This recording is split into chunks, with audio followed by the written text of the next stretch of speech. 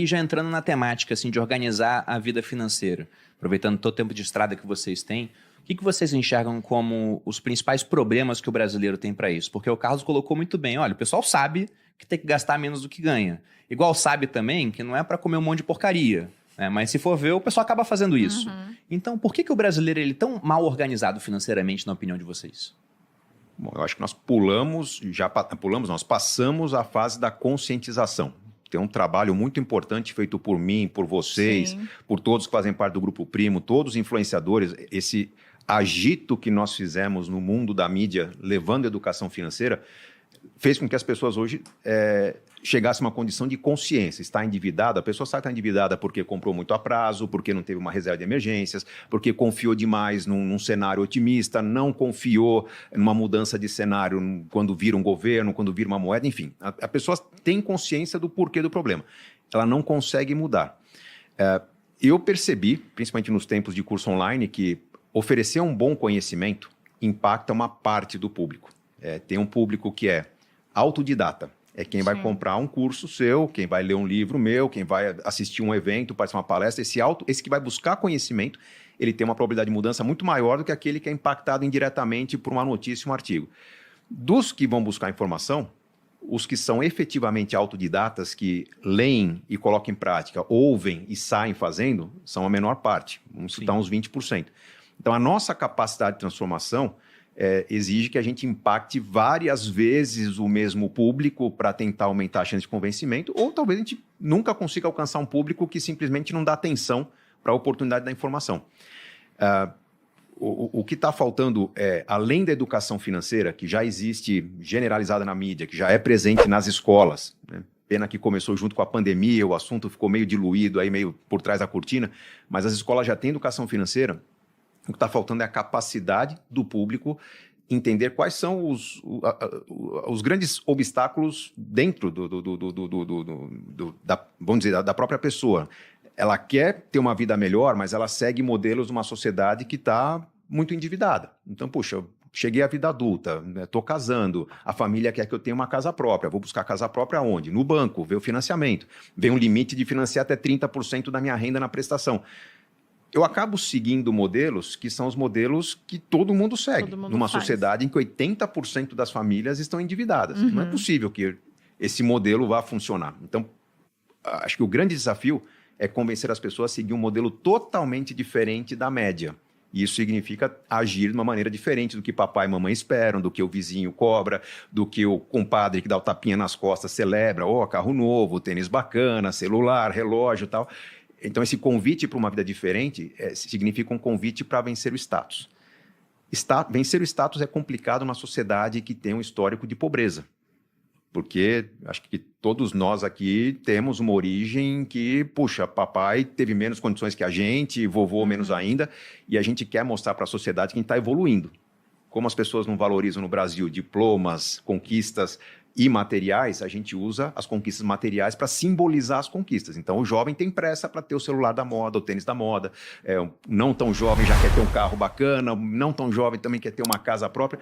São mais que o Instagram também, né? E foto e ostentação. Exato. Então, e esse mesmo jovem, quando fala, puxa, cansei do Brasil, vai morar fora, ele vai morar num porão, vai morar num barco, vai morar numa Kombi, né? Ele fala, porque longe da sociedade ele tem um comportamento que permite a ele rumos diferentes, mas imerso na sociedade dele, ele titubeia, porque ele não tem referências. Então, aí entra a questão do planejamento, que é, de repente, buscar referências para alguém que fala, tem uma estratégia, mas eu vou acompanhar a sua estratégia. Eu tenho a orientação, mas ao longo do processo você vai se ver diante de uma decisão difícil e pegar todo o dinheiro que você tem, todos os 20 mil ou 200 mil reais que você tem, tirar da poupança e pôr num CDB, que tem imposto, que vai ter uma relação bancária diferente, mas eu estou aqui para dizer que você está no caminho certo. Então, falta um pouco dessa convicção e confiança para que a educação financeira vire inteligência financeira e se torne prática no dia a dia das pessoas, como se tornaram práticas, por exemplo, hábitos de exercícios saudáveis. Alguns anos atrás, era um negócio, todo mundo lá na moda, né, queria dar uma orientação, o que você faz, o que você não faz, alguns se machucaram, outros não. As pessoas aprenderam a buscar o profissional correto, adotar uma política, uma rotina correta e hoje praticam exercícios saudáveis. Com a alimentação, a mesma coisa. Acho que a educação financeira está vivendo talvez o fim de uma moda, e daqui para frente tem a consolidação de uma maneira de pensar própria do que precisa ser pensado para ter uma vida financeira mais equilibrada.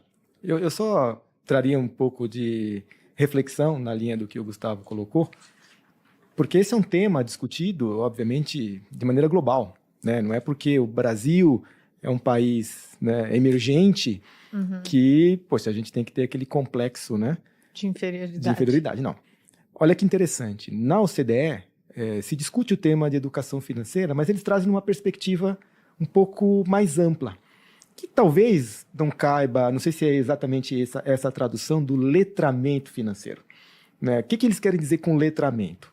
É uma combinação, sim, da educação que leva a ter a consciência que o Gustavo falou, e aqui acho que o trabalho que vem sendo feito, né, como bem colocado por todos, né, por vocês, poxa, já fez com que a educação evoluísse muito, né? As pessoas têm mais acesso à educação do que, de repente, eu tive lá atrás, né, naquele cenário de hiperinflação, em que o consumo ele tinha que ser curto prazo mesmo, não tinha jeito. Eu vivi isso, né? Então é muito difícil você se distanciar dessa cultura curto-prazista, porque era até uma questão de necessidade. Consumir para se defender da inflação. Exato.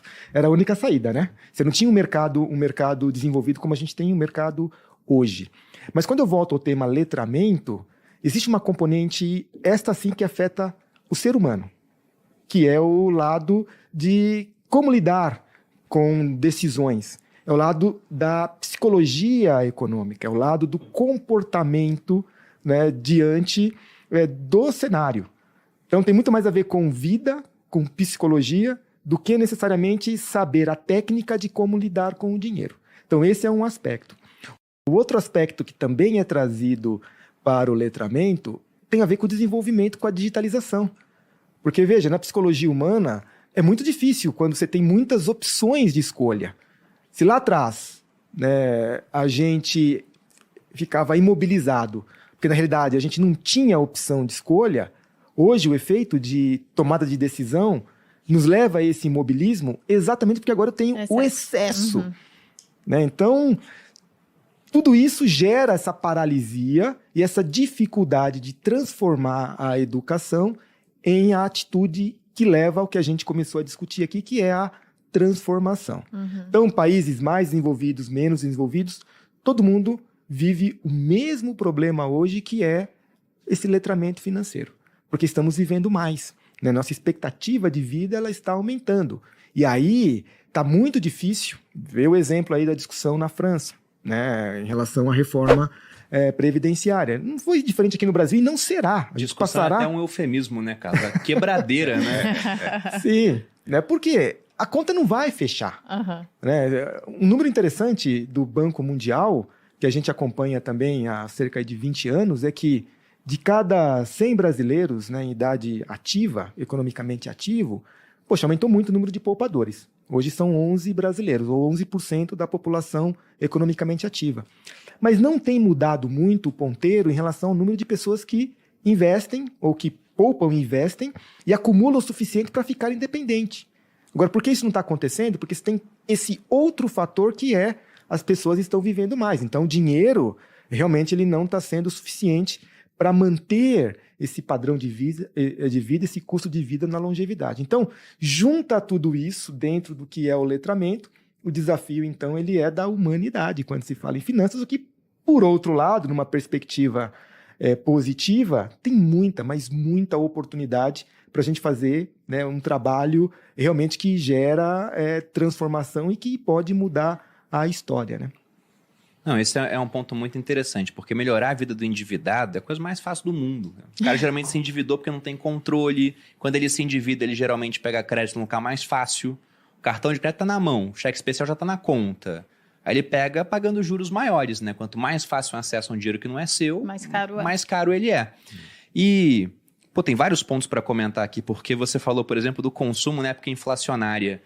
E o pessoal não tem noção disso, né? Eu não peguei essa época. Eu nasci em 88, né? Apesar do Google botar que eu tenho 72 anos, é falso isso.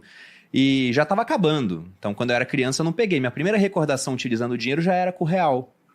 E, inclusive, uma ótima recordação. Meu pai me deu R$10 em 94. Eu quase comprei a padaria da esquina com R$10. Eu podia ter virado sócio. Mas nessa época, não tinha como o pessoal se planejar para longo prazo, porque se todo dia os preços mudavam, você ganhava o dinheiro e ia rapidamente fazer a sua compra de mês, que é um hábito que o americano não tem, por exemplo, e a gente tem.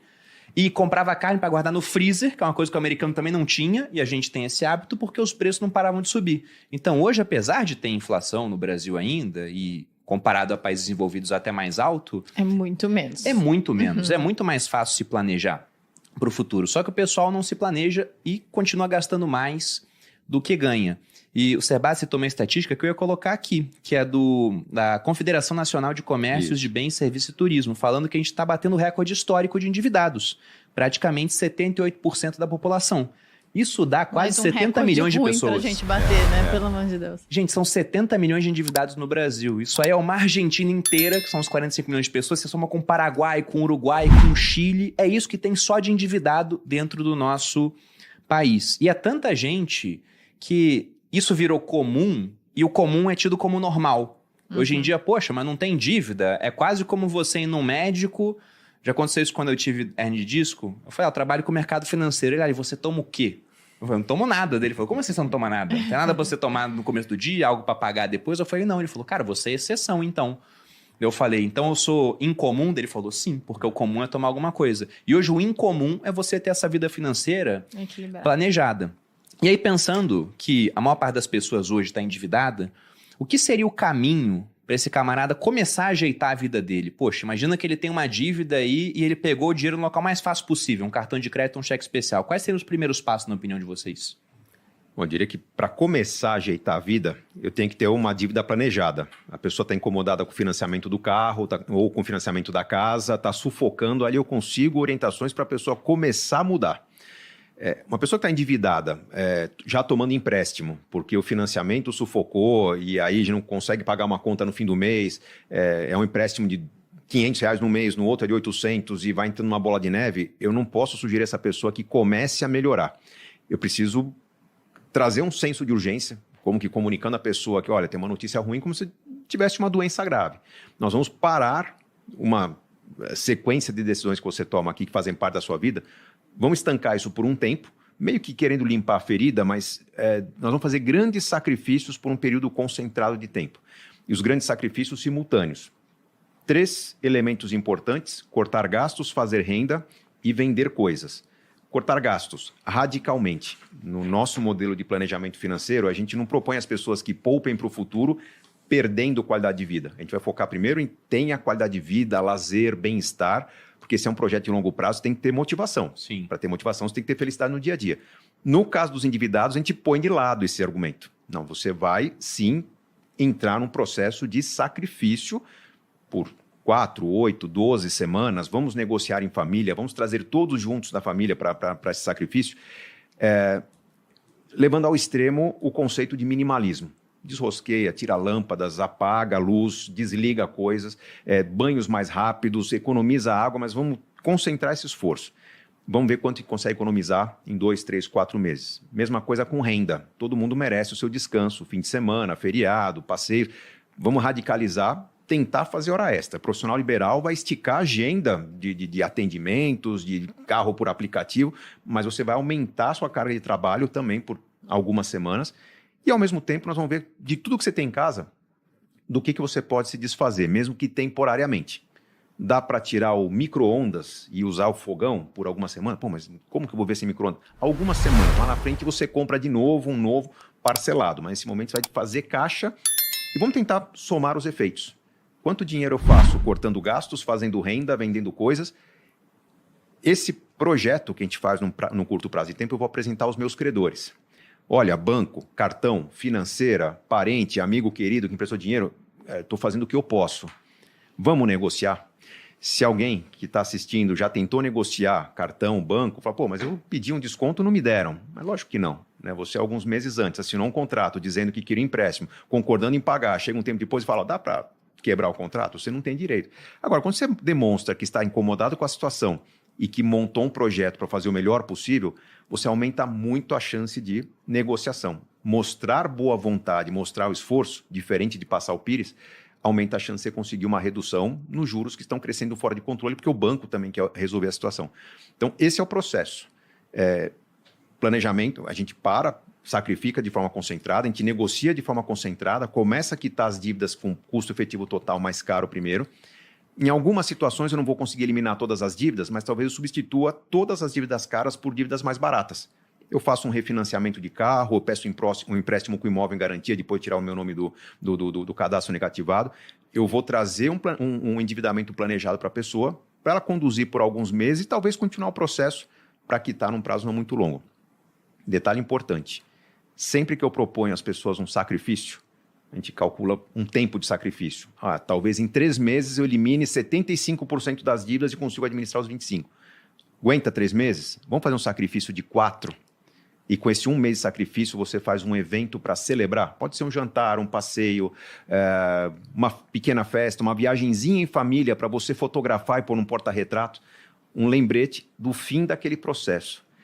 Essa simbolização, você colocando um marco do fim do processo é muito importante para que você dificulte a retomada desse processo ruim. Você acaba com a bola de neve, você entra num processo controlado, tem uma vida financeira mais tranquila, mas acima de tudo, a família vai olhar aquilo no dia a dia e falar, lembra como estava ruim alguns meses atrás, ano passado? E você tende a manter mais disciplina quando você tem esses lembretes psicológicos do seu lado.